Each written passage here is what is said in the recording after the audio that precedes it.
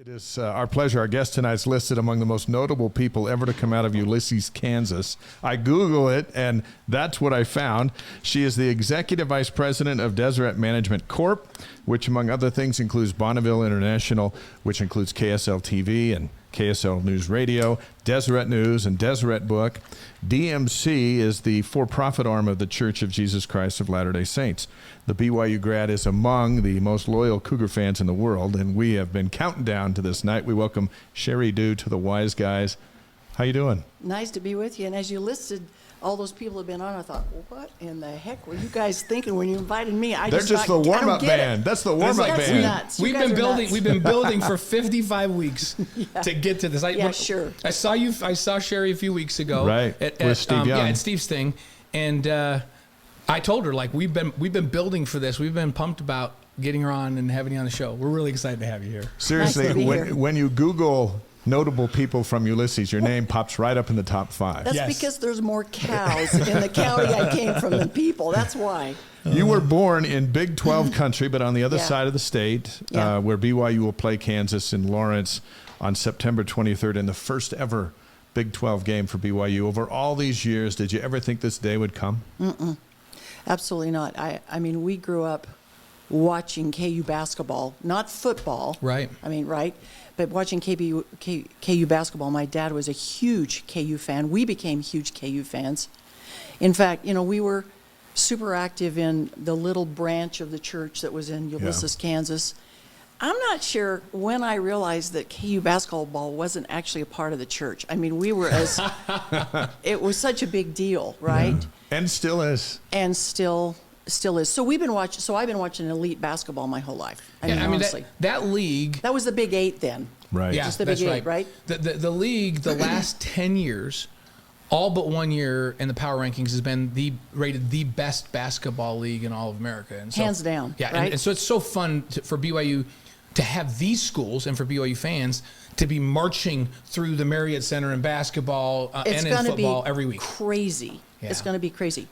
In reverse, Sheri, all of a sudden now BYU is going to be going to these markets in Big 12 country, right, where they haven't been before. Right. On a regular basis, they're going to be in the Midwest. How important is that for BYU fans that have, like you, grew up kind of distanced from it? I think it's going to be awesome for so many reasons. I think it's great for its owner, the church. I think it's great for BYU, the institution. I think it's great for the people in the Midwest. Honestly, that whole area of the Midwest will resonate with BYU and its values and its style of play. Yeah.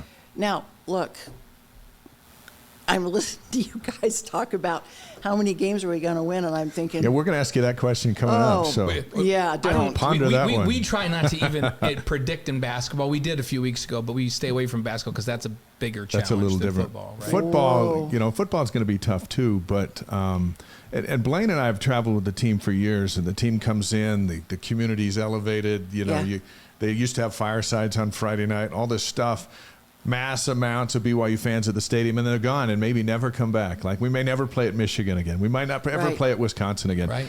But now BYU comes back every other year. And if they're not here, the basketball team is, or the volleyball team. And it seems like it could be a game changer for a lot of folks. I think it's a game changer for any BYU fan who lives in the Midwest. I think it's a game changer. I frankly think it's a game changer for members of the sponsoring institution, the church. I think that's a huge deal because the church isn't huge there. But I also think BYU, I think it's a step up in the Big 12. I mean, we got to be realistic. And my mind goes first to basketball because I've been watching KU all these years. And boy, I think that's a leap. That's playing Gonzaga every week. Right. It is. And if Gonzaga had to play Gonzaga every week, they wouldn't be as good as they are. I mean, think about all the notable P5 victories we've got. We've got some fabulous victories, but we haven't been playing a P5 schedule. Every single week. And in football, we talk about this a lot on the show. This independence period has been a great transition because they played 7 P5 games. I mean, we say they won the Pac-12 2 years ago because they went 5-1. I've said that too. So our friends in Salt Lake City frown they don't at us like it when we say it, but we don't really care if they don't like it. So, but not. It's our podcast, But in basketball, the Mountain West or the Mountain West and then the WCC, it's not close. to the Big 12. It's a much bigger jump, right? Yeah. Yeah, it just is. Well, think about it. Let's just take KU. It is perennially in the top 10. It's usually in the top 5. Yeah. And they can't run the table in the Big 12. Right. Any given game, K-State can beat them. K-State, what did they do? Make it into the Elite Eight last year? Yeah, they were great. Year? The last couple years, they've been great. They had a great team. And Baylor, I mean, hasn't the Big 12 won two of the last 3? Yes. Yeah. In basketball? So, boy, it's in a very elite level. It's a stretch. We realize and we talk sports a lot. We talk other things too, but we realize there's things of greater importance around the world, right?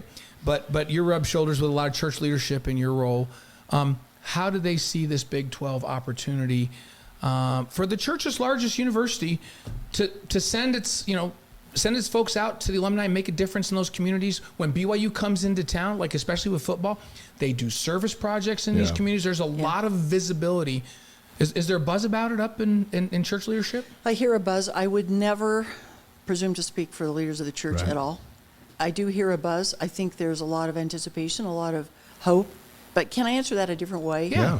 Because as I was driving down here today, I was thinking about a couple of experiences that, one that was quite a few years ago and one that was more recent, that talks about the potential here in terms of the church. Now, if we're talking about the sponsoring institution. So first of all, let's go back to the National Championship season. The following, you guys are too young to probably remember this, but the following fall, when Sports Illustrated did its collegiate preview of football, inside, what was there? There's this huge article. I think it spanned 5 or 6 pages by Gary Smith, and it featured 3 missionaries who were on the BYU team who missed the national championship season because they're out teaching the gospel. The opening spread is of a guy standing, I think he was standing in Lake Titicaca, in his whites, with a guy who's going to be baptized in his whites. There's like this Peruvian-looking boat in the back. It's very exotic. And the whole article is about missionary work. Come on, you can't buy that kind of stuff, right? No.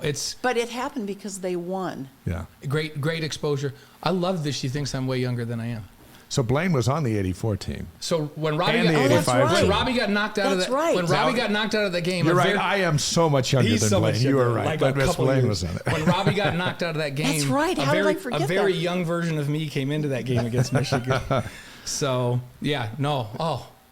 I've always do you remember that article? I always loved Sheri. Now she's moved to the top of the list. She's like maybe my favorite person in the world right now. Do you remember that article though? Yeah, it was amazing. Just everything that came from I that. even talked to the article. Gary Smith was the writer. I called him and said, "Tell me about that thing." He said, "Man, I can't believe you're missionaries." Right? Because he had gone and lived with 3 of them for a little while. Yeah. He said, "I felt so bad that they missed the season, but man, I can't believe you're missionaries." So again, you can't buy that kind of stuff. But it happened because you guys won. Yeah. You have to win to get it. And on the march that season, as we made our way into the top 10 and then to the top 5, this Cinderella story, there were national articles all the time. And if you go back and look at that, rarely, if ever, was there not a mention of the sponsoring institution. Right. So they talked about the affiliation with the church. I remember we had one game left to play in the regular season, and we were going to go up and play Utah State. We didn't play Utah the last game that year, which was interesting. And we got invited to come up and have dinner up in the Joseph Smith building. What was it then? It's just Hotel Utah. Yeah.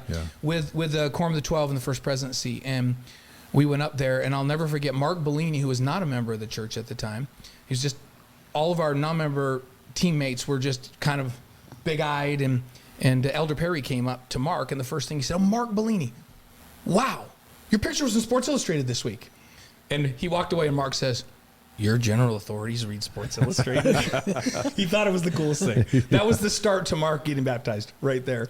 But Cool. So there was a lot of internal conversions that happened during those times with players from all over the country that came in that were not members of the faith, that converted to the faith. There's also a number of members that have come through the program over the years. We've had the great Reverend Derwin Gray on a couple of times on the show. Yeah. And Great guy. Derwin has Great gone guy. out to North Carolina and is made a difference. Made a huge difference in the world. Even though he didn't convert to the Church of Jesus Christ of Latter-day Saints, he went and made a difference in the world, and he teaches of Christ and does great things. And the program's had a great reach. That reach has come because they win. Yeah. So one other example about that is after Tanner Mangum throws the last second thing to Mitch Matthews in Nebraska, right? Mm-hmm. Right. Like a couple of weeks later, I'm walking through the VIP tent at halftime, and they're showing ESPN and everything that's the halftime show. And what are they featuring? They're showing Tanner Mangum in his missionary name tag walking on the back streets of a Chilean village. Yeah. And so these ESPN guys, not KSL, not the Deseret News, it's ESPN talking about how cool that was that he served this President Nelson, Mormon mission. Yeah. And again, you can't buy that kind of endorsement or that kind of thing, but it happened because they won. You got to win to get that kind of attention. Is that why there is an emphasis to keep sports at BYU? One, it's self-sufficient, operates in the black. That's probably a big reason, and especially now with Big 12 money coming. But and we had some questions on our live stream of people wanting us to ask you that. From your take, the commitment to keep sports alive at BYU. For some reason, everyone worries about it just because sports used to be at Ricks College and now it's not at BYU Idaho. Yeah. But what's your take on that? I don't know, and I have no background inside knowledge. I know that every chance I get, I can say, no, let me say it this way. I do interact with senior brethren a lot. Yeah. When they see me coming, they know there's going to be an opening conversation about either BYU football or basketball. There's a lot of interest. Yeah. And I just think that this is now me speaking, not me quoting anybody else. I think sports transcends. It gets somebody out of getting all worried about the faith or the doctrine or something else, and it allows somebody to experience our kids and what we stand for in a different sort of way. So I'm picturing the picture of our soccer team, the ladies soccer team. On the weekend, they're playing for the national championship, Right. And they're lined up in front of a meeting house. They've gone to church on Sunday, right? Yeah. It's just a different thing. It gives you a different talking point.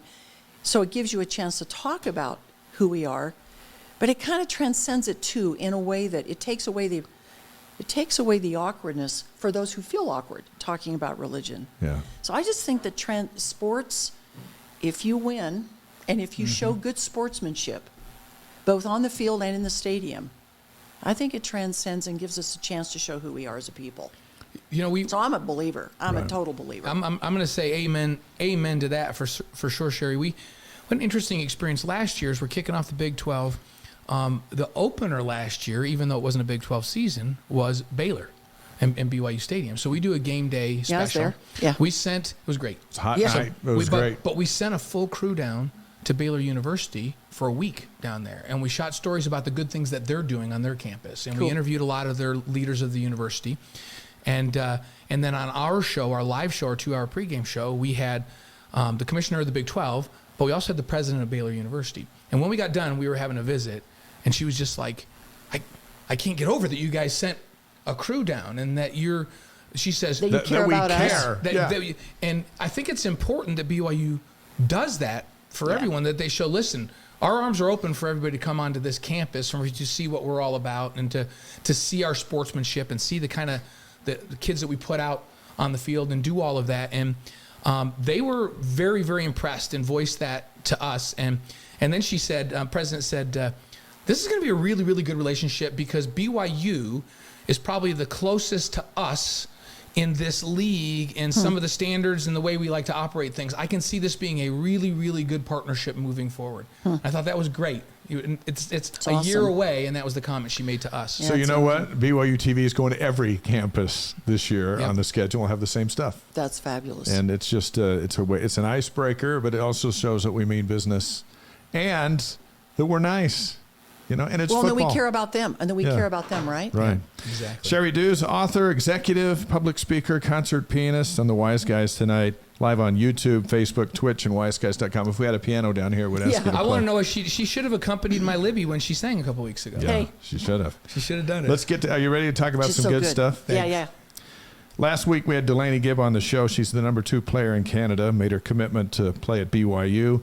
Just a few minutes before our interview, she's 5'10". Seems appropriate. We have another 5'10" basketball star on the show tonight, and that's you. You're it. Before we get into details, we're using loosely. star. We're using it. Wow. What is it about that game that you love so much? Basketball? Yeah. I think it's because, to me, it is the ultimate sport. I think you can say this about any sport. But to me, it's the ultimate sport that you can shine as a player. You want players to shine. You want them to be the best they can be. But if you don't play as a team, you don't win. You just do not win.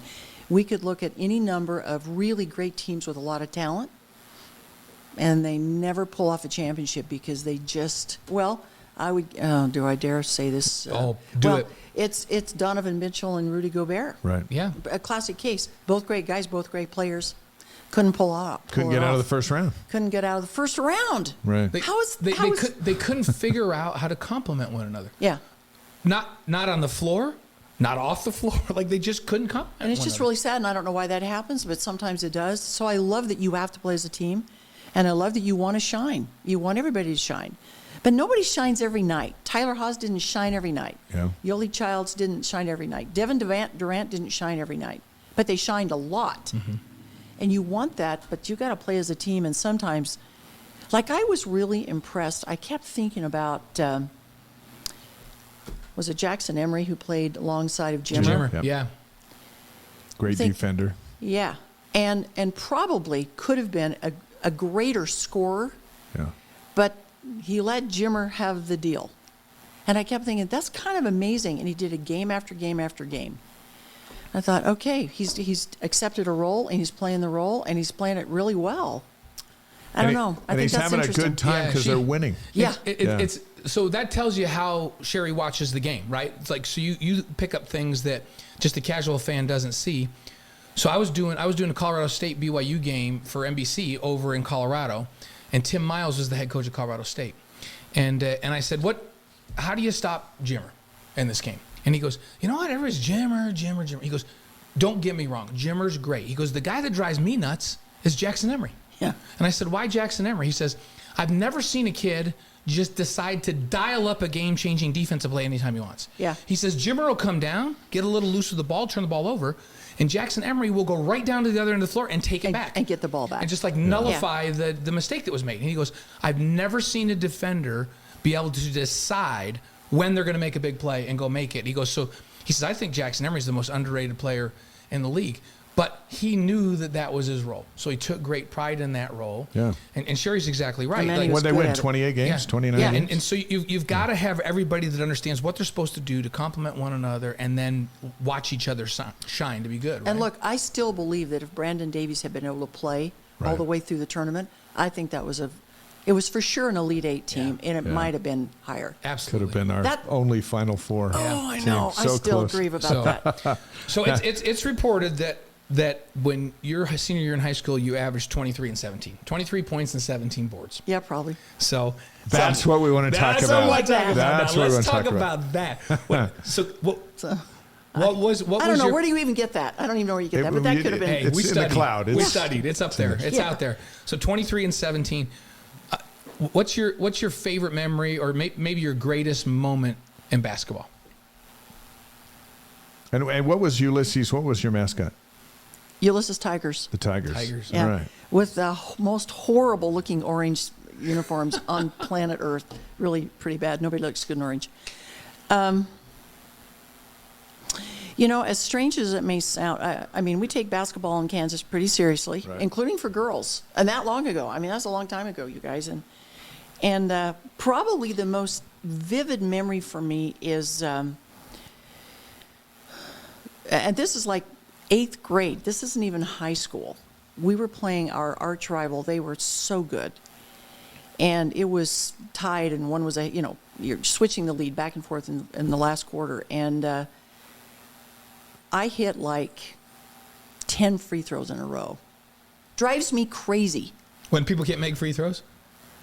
I can't. I do not understand how college guys can't make free throws. Okay, that's a whole nother topic. Will get me off. So you make 10 in a row. And then I went up for a rebound and came down on my ankle wrong. And I mean, by the time I got off the court, it was the size of a cantaloupe. It was just, it was gone. I'd stripped some tendons and stuff, and we lost. But I still remember the grief of, because I knew we could have won that game. I couldn't believe I hit those free throws in a row, didn't miss a one, and then I couldn't finish the game. So there's something about that. I mean, again, that's not even like your senior year when there's some big thing that happens. There's some reason the regret about that and not being able to finish it out is probably my most vivid memory. So if you're averaging 23 points, then there were probably some nights when you had 40. What was your biggest scoring night? I don't remember. Honestly, don't remember. There were so many? I had a lot of games in the 30s. In the 30s? Yeah. What was it?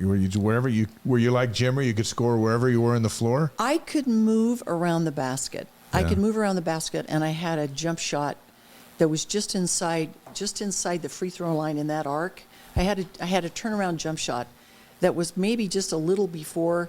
Look, so my best friends in high school were the guys that played on the high school basketball team. So I went and said, "Show me how to do that."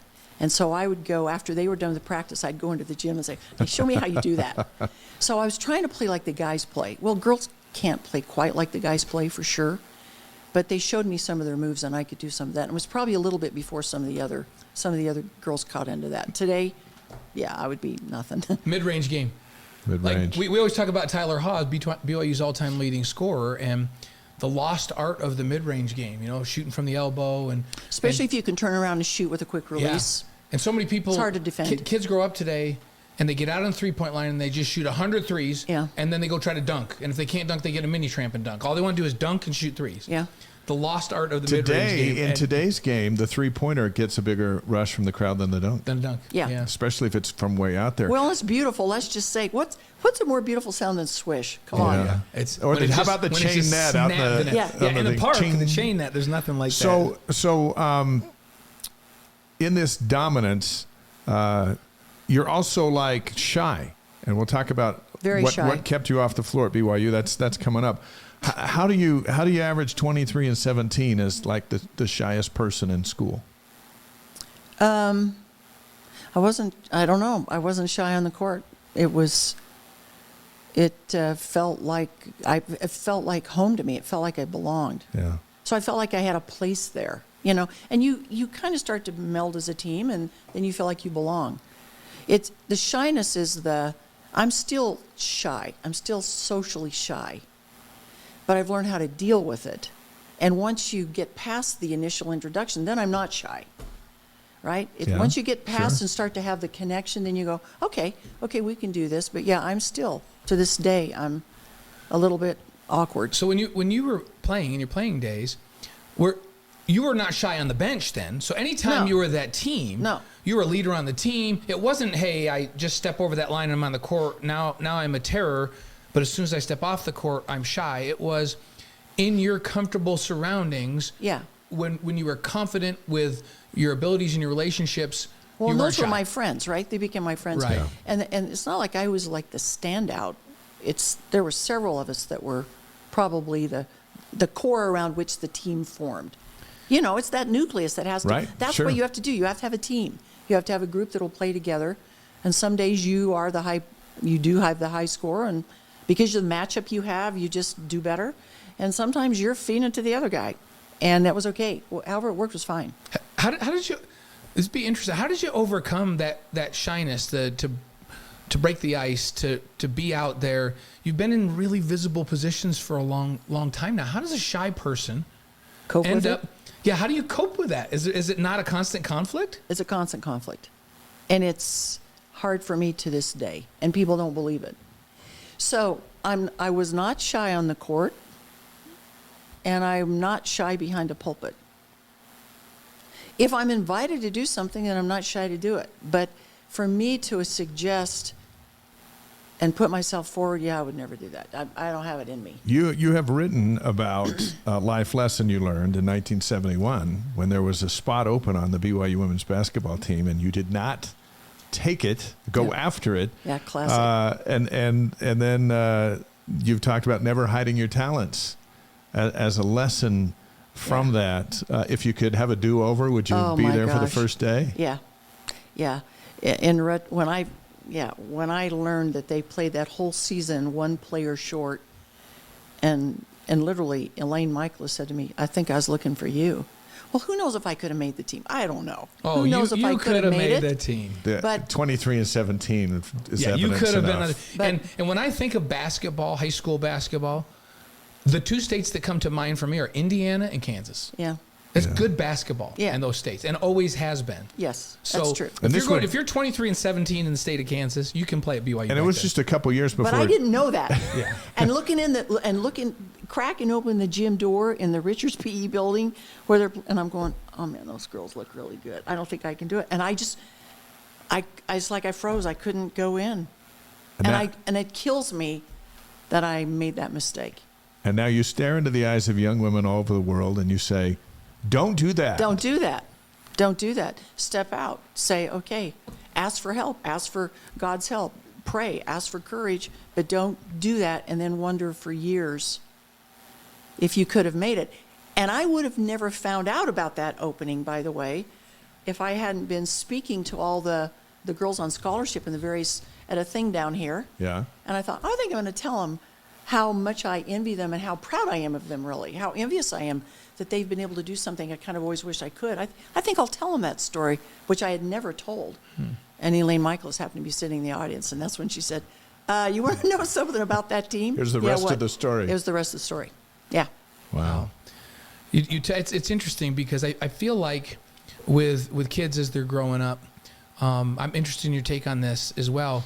As parents, one of our responsibilities, I feel like, is to help them with confidence, to not be afraid to go out there, to build them up and say, you can do this, like you belong. Go, to not give them unrealistic expectations, but to give them the confidence to get out there and put themselves out there. And that's hard to do sometimes because the world beats them down all the time. Friends tell them they're no good. The world tells them they're no good. And I feel like in the home, we need to be a force for positivity. What's your thought on that? Obviously I've never had the chance to have my own kids and wonder how I would have handled that. And it's one of the great sadnesses for me of my life. But I will say this. I'm watching my nieces and nephews now raise their kids, right? Yeah. And honestly, some of these nieces and nephews of mine are amazing parents. And one of the things I see a number of them doing that I think is really profound is giving their kids a chance to try a lot of things. Let's try a lot of things. Let's see what you're good at. Let's see what you like. Let's see what you resonate with. And then really, but giving them a broad exposure. And again, our whole family is sports illustrated. I've got a sister that would tell you she's way better than I ever was.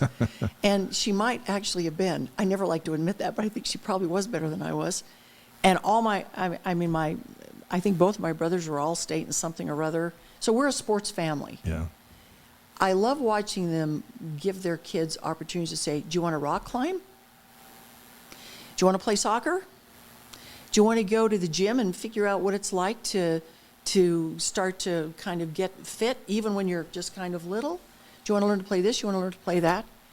So for me, part of it is exposure to say, what do you resonate with? And yeah, we like to do things with our bodies. We like to see if we can excel and to give them an idea about that without making them feel like they have to win the championship. So I don't know how you do that as a parent. I've never had the chance to try it. But I'm watching some members of my family kind of do it in an amazing way. Yeah. Do you still have your shot? I got bad knees. But you can still shoot free throws. You went 10 in a row. Can you still shoot the free throws? That's a great question. I ought to go try. I still have a pretty, I don't know if I should say this, but I'm going to say it. I actually tied Jimmer in a game of horse. It's on YouTube. Oh, man, I would go watch that. I believe that. We had Amber Whiting here a couple weeks ago with her daughter, Amari. If you were to line up with Amber and shoot 10 free throws, she'd probably beat me because the spring you need kind of you don't realize what your knees do until they don't work. Yeah. Amen. And one of them's I been know. one of them's been replaced, and the other one needs to be. I'm not sure she'd beat me. She would beat me now. But back in the day, no way. Back in the day, I think I could have held asked- a whole. we had I think I Amber- could have held my own. Her daughter, who's one of the top Yeah. recruits in the country and an All-American. I can't wait And to we watch her play. They're gonna be and good. we were thinking about the two of them. We're like, who's the best? And they both go, Trent. That's their dad. Trent who Whiting. was one of the best shooters ever at BYU. And they're like, Yeah. Dad. Yeah. We go, okay. ESPN ranks Jimmer number 24 among the top 25 college basketball players in the last 25 years. Where would you rank him? Last 25 years, top 25 players. They got him at 24. There's a lot of great players that have come and gone. Yeah, really. Jimmer in his day was the best in the country. Yeah, he was the Won National the Player of the Wooden Year. Award. What do you think? Where would he fit? Where would you put him in your top 25? There's so many amazing players. I think anybody that makes it in the top 25, that'd be an honor. So I'm okay about that. Okay, at 24. Yeah. Our pleasure to have Sheri Dew on the Wise Guys tonight, former second counselor in the General Relief Society presidency of the church, and has written more books than anybody we know. How many books have you written? I don't know. You don't even know. I don't know. It's Yeah. and And the last thing I this saw world at needs least is 30. No. I think I saw at least 30. No. Because not I even looked up close. on your page and there was like volumes. No. Oh, yeah. No. Volumes. How hard is it to write a book? Horrible. Is the The hardest world's- thing to come up with an idea or then to take an idea and make it like, Yeah. 30 chapters? Yeah, yes, just horrible. These people that say they just live to write and they can't wait to write, I go, yeah, I've never experienced that. It's torture. It's torture. It's really hard. Well, listen, My- you've tortured yourself a whole lot. I looked know. at that. I looked at that I whole know. list, and I'm looking for. Yeah, whatever. And my favorite title was, "If life were easy, Yeah, it wouldn't be hard," hard. and other reassuring truths. I'm like, now that title just makes me go, yeah, I gotta read that one. Yeah, I have to read that one. There's another one had to do with the line between North and South Korea as to which side of the line. That's the name of a talk. That's the name of a talk, but could have been a book. I can't remember Which what side of the line, but it had to do with... the Lord's side of the line. Living on the Lord's side of the That's line. right. That's what it was. That was a good one. I was looking at titles and how they might apply to football, and a couple of those came up. You it's interesting that you say it's a miserable experience for you, yet so you worked your way up. Like, as I'm looking through your career track, you've held every job in publishing. I mean, you started as an assistant editor, and you have just worked your way up through to where now you run the whole thing. You just learn. And you have to encourage writers, though. Yeah. You can't tell them it's miserable. This is a terrible experience. I don't know why you want to even do it, right? No. It's just not for you. But it is for some people. How do you encourage them, and how do you get the most out of them as you help them write? So here's what I do. Here's why I do care about it. I care about communicating. I think communicating is really awesome. What you do is really awesome. You're communicating. And while you two are talking about sports, which is something that a whole bunch of us really love, you're also communicating without banging in somebody up the side of the head with a skillet. You're communicating values and things that are important and all this sort of thing. So to me, that's what you're doing when you the most important work I've done in publishing is helping other people. It's stuff you'll never know.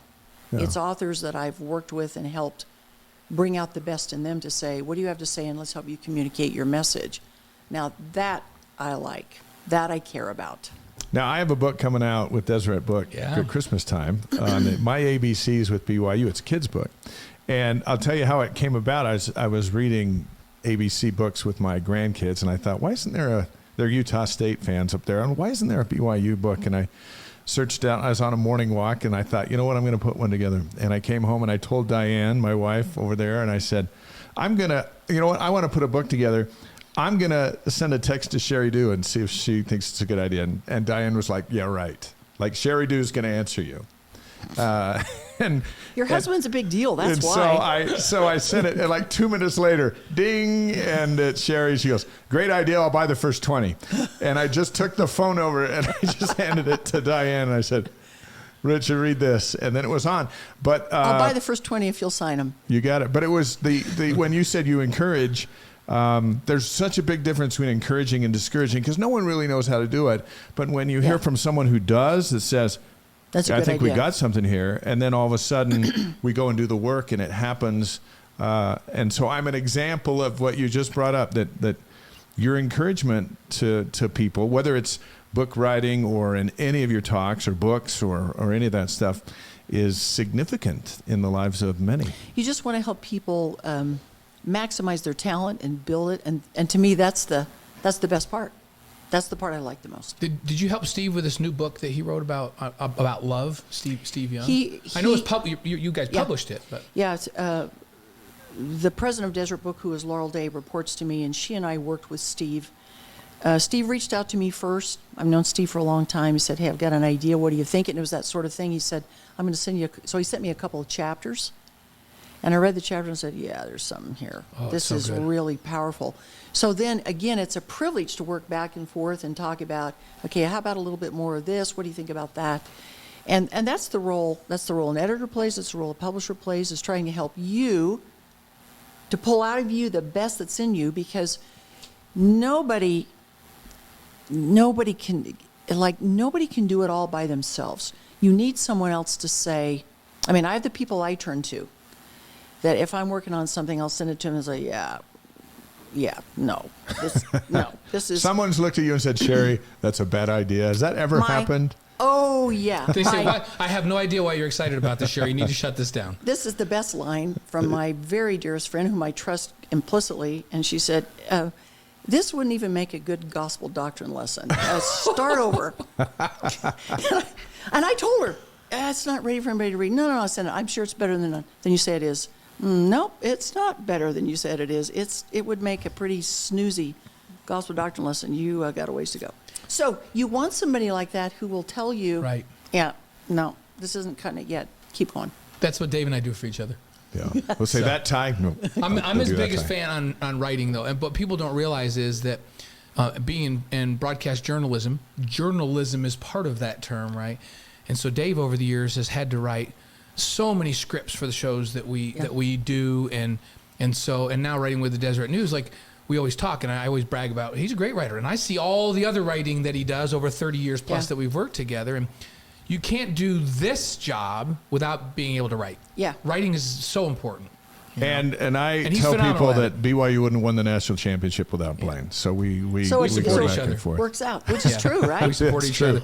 Tell me if I cheated, though, on Steve's book. So my son-in-law, Dallas, Libby's husband, you met Libby a couple weeks ago.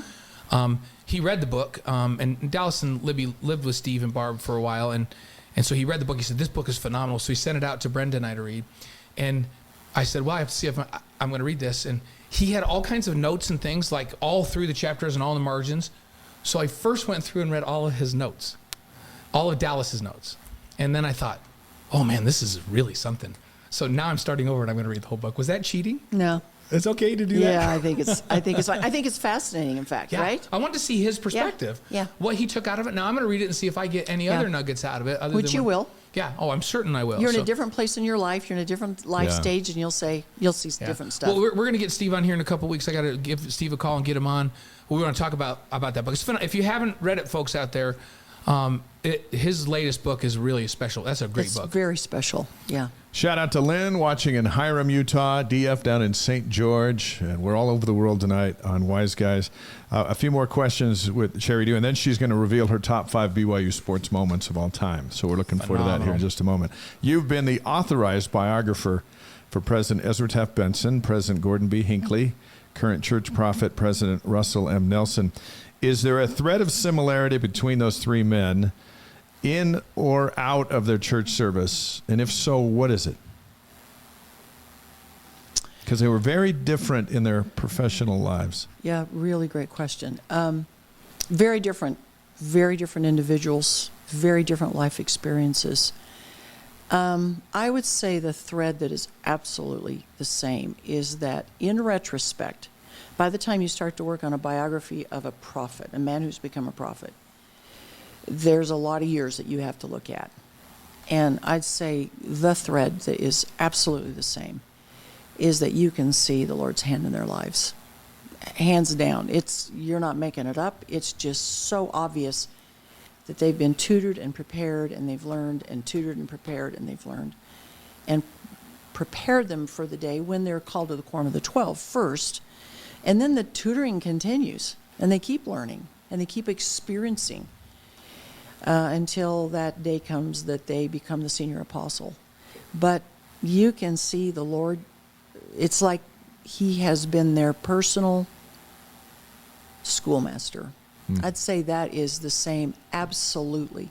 You also see a thread of faith. They all have faith. They believe in God, they believe in Jesus, they believe that God and his Son will overrule for their good. You see faith. It's demonstrated different ways, but that's what you see. Interesting. You know, one of your popular quotes comes from your background of growing up on a farm, which I can appreciate. I'm a New York kid. I married a farm girl. We took the farm over for a week while the family went to Lake Powell, and we didn't have any money. Yikes. Yeah, you're right. I didn't know the chickens didn't want to give up the eggs. You just thought they just say, hey, here you go. No, Brenda sent me out to get the eggs. I took a big basket. I went out. Every time I reached up, they tried to peck my hand. I came back. They just welcomed you, right? She goes, what are you doing? I said, there's no eggs. It's not like Easter morning. She goes, did you get them out from under the chickens and the hens? And I said, well, they obviously didn't want to give up the eggs today. And she goes, get back out there and get those. And I took my watering turns. I had to go move the pipe. You did all of that, right? Yeah. You moved irrigation pipe in the middle of the night. You drove a tractor before you drove a car. Your saying is you reap what you sow. It's a farm saying. It applies to life. It also screams volumes about sports, right? So tell us a little bit about that quote and the origin of that and why that's an important quote to you. Well, you've got it's scriptural for starters, but when you grow up on a farm, you see it. You kind of go, oh, yeah, I get this. If a farmer can't hide in a cubicle on the 5th floor and hope that nobody realizes he's not very smart. You either plant the seed or you don't. You either water it and nurture it or you don't. So you kind of see it playing out, right? And I think it has huge bearing on sports. So maybe a story that may not seem to relate, but I think it does. A few years ago, I had a knee replaced, and it's kind of a little bit of a grueling thing getting everything working again. And so I had a fabulous therapist. I mean, she was brutal, but she was so good. And one day she was telling me, "Sheri, you're doing great. You're really progressing. Everything's going great. You're ahead of schedule. You're just doing great. And you're working so hard." And I said, "Well, who would go through this and not work hard to get their knee working again? Why would you go through the whole thing?" And she said, "You'd be surprised." So about how hard it is to get certain people to do the therapy and everything. And I said, "Well, have you learned anything as a therapist about what helps some people do it and others just won't go through it?" And she said, "Sports." She said, "I've decided it's sports. If you've competed in competitive sports, or if you've trained for a marathon or a half marathon or something, you know that it's going to hurt by the 4th quarter, and it's okay. It's going to hurt, and you keep going. You don't stop because you are gassed when it's 5 minutes left and the game's on the line. You keep going." And she said, "I've decided that people who have had the discipline of sports, they'll always do the therapy they need to get a replaced limb or whatever working again." And I thought, isn't that interesting? To me, that is reap what you sow. You can see it. You can feel it. I had a mission companion who didn't grow up with sports at all.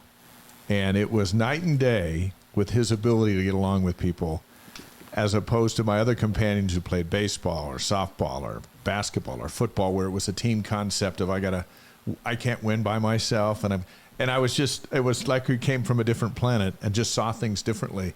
And the McCanns all grew up in sports because my mom didn't want us to tear up the house, so we were doing something.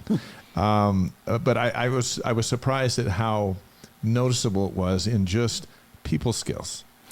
It's the thing. That's why I'm just so not only do I just love it, but I don't know if that's nature or nurture or both, but I just do. But I think the payoff for sports is huge. If I had, I always hoped I would have 6 boys. That's what I dreamed of, was having a team and a spare, a sub, right? There has to be a 6th man. You have to have a 6th man. No, you got to have a 6th man.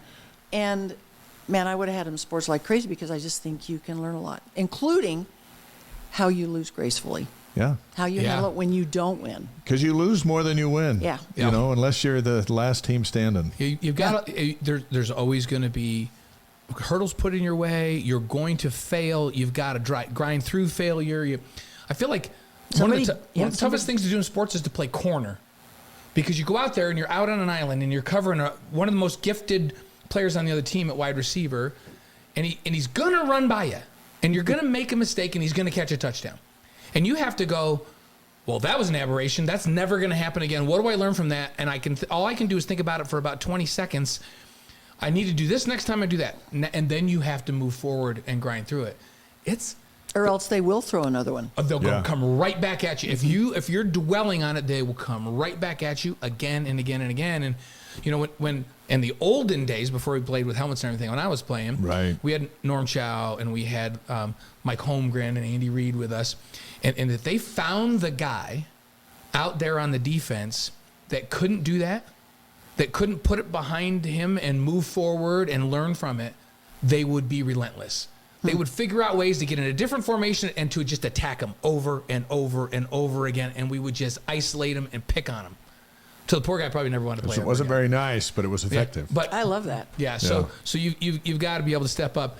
Hey, my beautiful wife, Mimi B. Fowler, by the way, is Brenda. She just says, awesome lessons from the farm, and they tie perfectly with Sports 100%, speaking my language. Because Brenda grew up on a farm with Hereford cows and hay fields, and so she's loving that we're talking farms and sports. A shout out to John from Camp Verde, Arizona, in with us tonight. This is a fun show because it's a live stream where people can join us. If they got Wi-Fi, they can join the show, and we've had a good time doing it. Before we get to your 5 moments, you grew up on a farm in Kansas. We've established that. When I think of a farm in Kansas, I think of Dorothy and the Wizard of Oz. Sure. So did you ever have any tornadoes you ran from growing up? Every year we had tornado warnings and tornado watches. And at the moment, I can't remember which is more severe, the warning or the watch, but a lot of scary weather. We never lost any crops, but neighbors did. Yeah. Keep in mind, these farms are big. They're thousands of acres. And so a tornado can go by and strip somebody that's not terribly far away, but leave you untouched. So certainly no tornado weather, and have seen the aftermath. Never was in the direct path of a tornado, but in the weather, yeah, and it's scary. It's really scary. Yeah. I feel fortunate that we live in a place. Like I grew up in New York. We don't have earthquakes. They don't have tornadoes. I moved to Utah. They always threaten about, I mean, at some point we're going to have an earthquake. And we have some small ones, but they don't seem like it's San Francisco level. And tornadoes are rare around here. I feel like I've been really blessed because I worked for a company that was based in Kansas City, and we had multiple warnings. It scares the heck out of you. It's scary. Yeah. You feel really helpless. You know? It was really common for my, in the middle of the night, for my mom to come and wake me up. I had a bedroom on the main floor, and my parents had a bedroom on the main floor, and then my siblings slept downstairs in their bedrooms. And it was not unusual for my mother to come and tap me on the shoulder and say, "Sheri, get your pillow and go downstairs." "Mom, are we having a tornado?" You know, there's this immediate reaction. Just get your pillow and go downstairs. So you learn what to do. Now, a tornado is survivable. Right. If you do the right things. If you do the right things, you're going to survive every time. But it's scary. Yeah. All right. How many years have you been attending or watching BYU sports? So here's the funny thing. The other day I was in a group talking about BYU sports again, and I said, "Man, I've been watching this for 40 years." And one of my colleagues said, "Actually, you've been watching this for 50 years. What? And it's true. What kind of colleague is that? What kind of colleague Who is calls that? you out on that? All right, so we have multiple 50-ish decades. Years. Yes, multiple we do. decades. Yeah. Let's roll out your top 5 BYU sports moments of all time. Are sports moments or sports moments I witnessed? Let's go with witness. Yeah, let's go with witness because I think that's what when I say that note. Would you rather start with 1 and go to 5, or do you want to go in reverse order from 5 Witnessed to 1? anyway, in person or on? Yeah, let's go either or. Yeah, television or in person.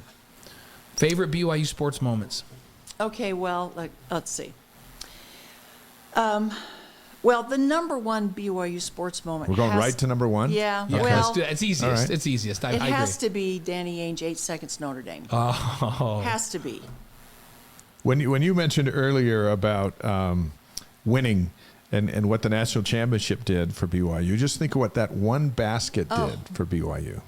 Wow. For Ainge, for the Cougars, for for all of that stuff. And that happened, 3 seasons before Blaine's team went undefeated.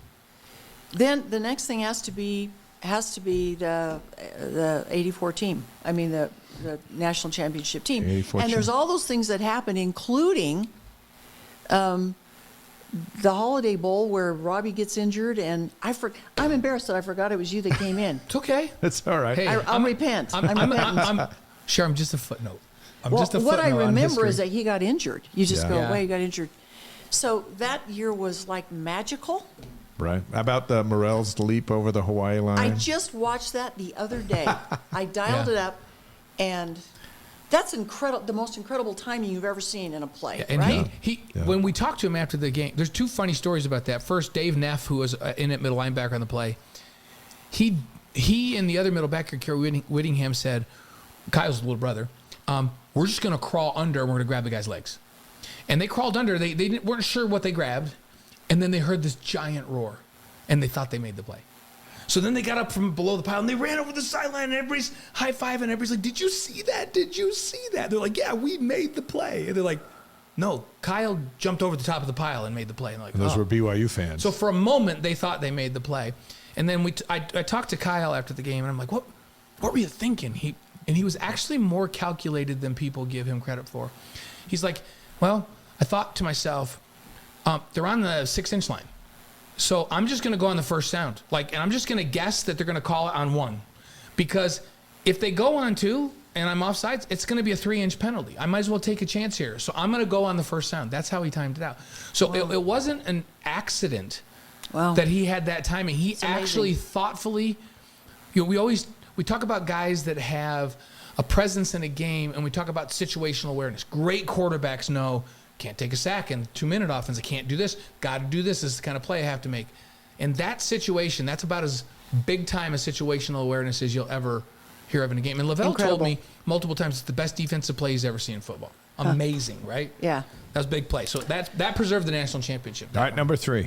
Okay, I think I'm going to go with beating number 1 Miami. Oh, I love Ty that. Datmer. I mean, that was. Were you in the stadium that night? I was, and it was amazing. Electric. It was electric. I called that game. It was electric. Yeah. It was just, wow. Okay. Then I think Are you linking that to the Heisman too? Are you linking those 2 together? Yeah, probably. Okay. Dave and I were there for the Heisman announcement in Hawaii. That was nuts. Terrible game afterwards. Yeah, terrible game. Holy cow, what happened there? But anyway, that game was amazing. Number 1 team in the country. I mean, that was amazing. Not only that, they were the hot dogs. They were the cockiest team in America. Russell Maryland's still mad about it. All that stuff. I saw him at a thing. He's still mad about it. And The Rock was injured and didn't play, but he was on the team. Yeah, Dwayne Johnson was on that team. The Rock. I didn't know that. Yeah. He played the next week. Yeah. He didn't play in that game. Oh my gosh. And here's the thing. I didn't know that. That team, that Miami team. I forgot that. So we go out in '84 and we win that opener against number 2 Pittsburgh. But Pittsburgh had a bunch of injuries that year, and they ended up like 6-5. Right. That Miami team played in the Cotton Bowl and finished like number 3 in the country that year. Then they won it the next year. And won the national championship the next year. So that was a legit. That's a legit the win. best team that BYU's ever beaten, in my opinion. Yeah. In any sport. Yeah. All right, number 4. Okay, I think I got to go with. Remember when would this have been? Remember when San Diego State was number 4 and BYU had just crossed into the top 10 and they were like number 9? Yeah, They came to the Marriott Center. and Jimmer going at each other. Yeah. And then we beat them. Yeah. Yes. I think I got to go with that one next. The Marriott Center that night was wow. Yeah, that was. Jimmer was had a like 30-something. Yeah, it was like a spiritual experience. Come on. Yeah. That was off the charts. Yeah. That was these recent wins against Gonzaga have been pretty big, but none matches that game. That was that And then game they was, went down to San Diego and did it again. Yeah. Then they got him in the finals of the tournament. Yeah. But that was after Jimmer just went off for 51 in the semis against New Mexico with only 1 free throw attempt. Yeah. That was a season for the ages. That whole season. So I go with you on that. I like that one. And then the last one, I don't want to pick a moment. I want to pick okay. I came as a freshman to BYU in 1971 and watched Krešimir Ćosić play. Oh, yes. And watching Ćosić play in any game was like magic. He was, he didn't play. I wish I could go back and I probably could find some things and go watch him play. I don't remember him being a power player. I remember him being a more finesse player. You got this skinny 6'11" guy who could do things with his body that were sort of like, what did he just do? Show me that again. I mean, so to me, I'm going to lump him and say it was watching in person over and over again Christian McJosich play basketball. I love that. He was amazing. Yeah. I love that because people don't recognize what a great contribution, and he made huge contributions to the game of basketball over in his homeland. Yeah, he did. And he pushed BYU forward, I feel like, and kind of set it up for Ainge in a way. I remember Billy Packer of CBS saying that he was the most influential foreign athlete to start the whole movement of foreign kids coming to play basketball. Wow. Yeah, which is really cool. Which is true. I mean, think about the best player in the NBA this last year. Yeah. Jokic. Yeah. And he's coming where's he from Serbia. Serbia. Yeah. Which is right there. Yeah. Right. So those are great moments. So watching, I mean, growing up watching KU basketball, which was pretty elite basketball, but it didn't feel like there was a drop off watching Chosich play. I came and said, that guy's as good as KU. Wow. What's now, it going to be? I don't know if he was or not, but I we didn't like get to watch him. But I talked to Liddell Anderson. This is my age speaking. No, I've talked to Liddell Anderson about him, and Roger Reed and Frank Arnold and all those. And when they talk about him, they say, "Oh, he was like a work of art in basketball. Yeah. The way he would around the back pass and his ball handling skills and his no look, like they say, he was 20 years ahead of the game for." He played like the big guys in the NBA, like Jokic and these guys, and Doncic. These guys that are big guys that are skilled. He was way ahead of his time. Phenomenal finesse. Yeah. No, he handled the ball like a guard. Yeah. And I'd never seen that. I thought I'd never seen a big guy be able to do that. So he blew me away. And what a great representative of the university, and the not a member. No, but at the time he represented an atheist. Remember, self-proclaimed atheist when he showed up. Oh yeah, that's right. Behind what then was the Iron Curtain. Yeah. Right. Yeah. Communist countries. He was well known. So, but he was a wow. He was a wow for me. I love that. What's it going to be like for you when you're going to have to be sitting with President Reese on that row when the Cougars come out over here and the Jayhawks come out over here this winter in a basketball game in Provo? What's that going to be like for you? Have to root for the Cougars. Yeah. I think it will be awesome. I can't imagine the Jayhawks. We haven't seen the schedule yet, right? No, so not for basketball yet. Yeah, so I can't imagine watching them and looking across, and there's Bill Self, one of the great coaches of all time. Hall of Famer, yeah. Yeah, and it'll be amazing. What about football? We do have the schedule for football. Is there a game on that football schedule that you've looked at and you think, oh, I can't wait for that game this fall? Well, there's several of them. I mean, most of the schedule. But honestly, look, KU's never been squat in football, but I'm so tempted to go to KU just to go to KU to watch it, right? And they got a little. They went 6 and 7 last year. And their quarterback got hurt. They were on a roll. Their quarterback got hurt. He's back. They're going to. That's going to be a hard game. Yeah, they throw it around. I think they'll all be hard games, but I'm kind of optimistic about our football team. Actually, I think. Listening to you guys earlier talking about where could they go, they might do better than everybody is thinking in this first year.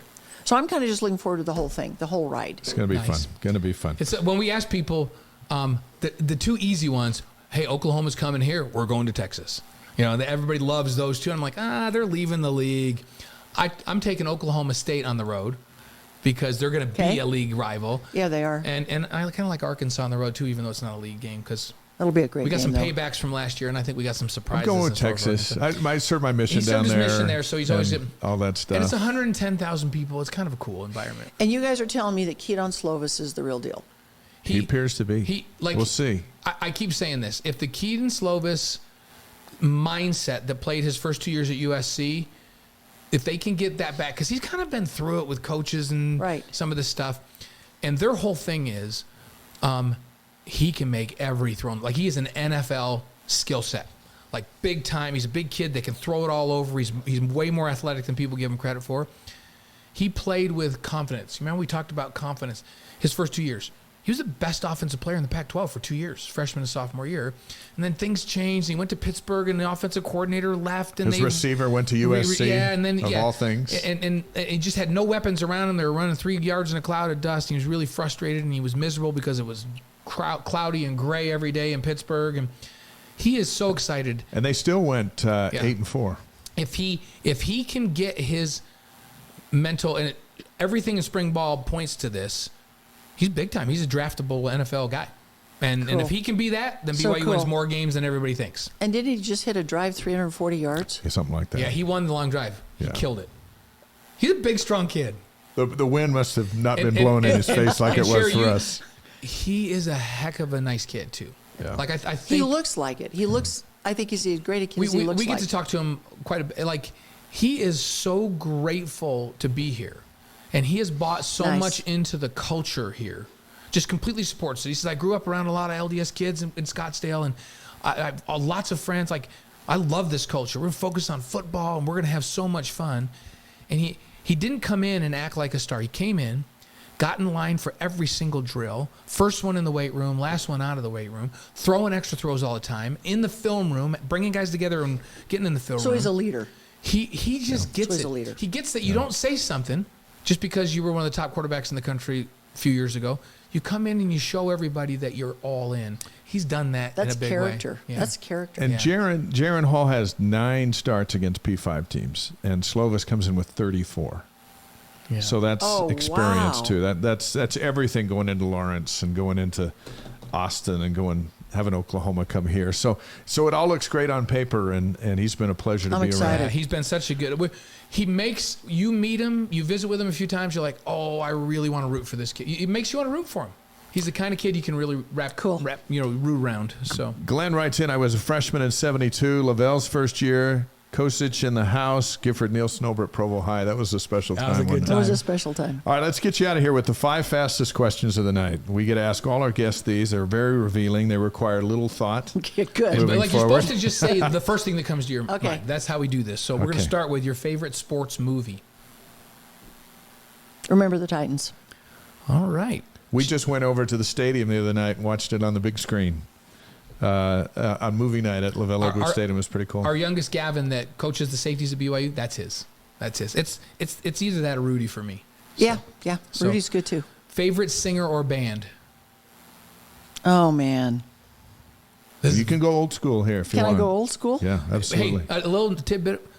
Sherry traveled and actually has musical talent, plays the piano, and you was it 3 USO tours that you did? Yeah. Yeah. So which is pretty cool. Where To would I add to go their on star this? power. Alaska, Europe, and the Mediterranean and Asia. Man, I can't believe you know that. You were off on USO tours, Yeah. and you were playing piano on those, I right? was. Were you taking requests or did you go out with a set list?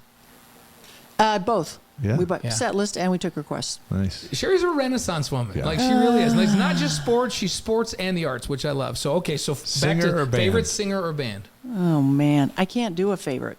My tastes are so eclectic. So what was it would in I high school? What was it in high school? If you go clear back to high school, you're going back to Three Dog Night. Nothing wrong with Three Nothing Dog wrong Night. with it. You can still listen to them on the goes air. up Probably the must favorite. come down. Yeah, probably what has to be the favorite is probably the Beach Boys. Beach Boys. Yeah.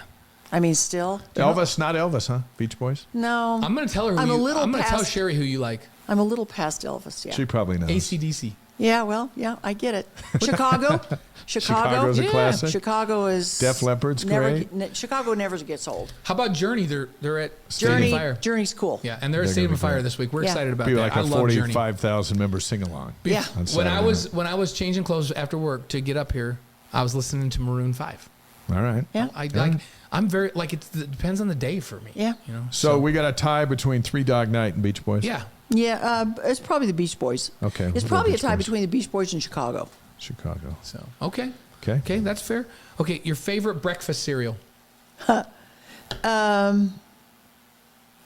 We've run the gamut on Hey, this. Scott Warner got us going on this. The founder Honey of Nut Gig. Cheerios. Honey Nut. That's a All right. good one. We make fun of people that don't have any sugar on their cereal. No.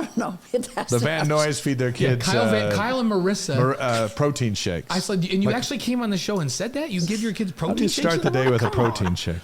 It's like not Well, right. my wife does, sorry. Yeah. That's right. So I know Diane does. Favorite too. ice cream? Pralines and cream. Nice. It's a cream. Okay, now here's a tough one. This is the grand Your finale. favorite BYU quarterback of all time? Blaine Fowler. No, you can't say Blaine Fowler. Great That answer. one's too easy. Do the balloons come down if you say that? No, that's not. He's not an option. He's In the not an event option. that it was someone other than Blaine, Yeah, Who would it be? Yeah. who would it be? Because You've had all the legends. But how do you do that? So here's the it's How do you like do when that? I ask Brenda. I always say, it. Brenda, who do you think's the handsomest man in the world? And other than me, other than me. I mean, how do you do that? How do you choose between Steve and Taysom and You just come out And cold. I You and come out Who was cold-blooded. the first one that came to your mind? Who's Steve. Steve. Steve, yeah, that's understandable. Yeah. Yeah, and hey, there's not a lot of people going to argue with you over Steve. Plus, And you've worked with Steve a lot since. You've written books and all that stuff. So Here's what we always say about Steve: is he the greatest? While he was at BYU, he's one of the greatest. He's one of the top three for sure. One of. But clearly, you add on the NFL. his professional career, he's the greatest football player in the history of BYU. He's a Hall of Famer in the National Football League. Yeah. And one of the most visible Hall of athletes Famer, in the history MVP. of BYU. I mean. Yeah, it's hard to argue with Steve. Yeah. And we both know him really well, and he's one of the best humans we know. He's a fabulous human. Yep.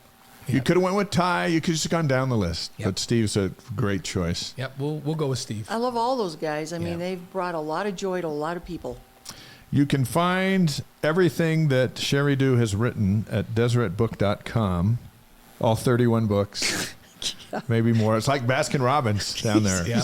A flavor for every You're book. nuts. My next after I read Steve's book on love, now that I've read the Cliff Notes from Dallas, I'm gonna go find If Life Were Easy, It Wouldn't Be Hard, and Other Reassuring Truths. Yeah. And that's from back in 2005. That's a long time ago. From 2005. So, but I think it would still apply today, right? Your walk-off parting advice to somebody who would like to write a book about their life, not just a journal, but to write a book About their life? or their life or something that Or they something found that means fascinating, something to them. something that means something to them.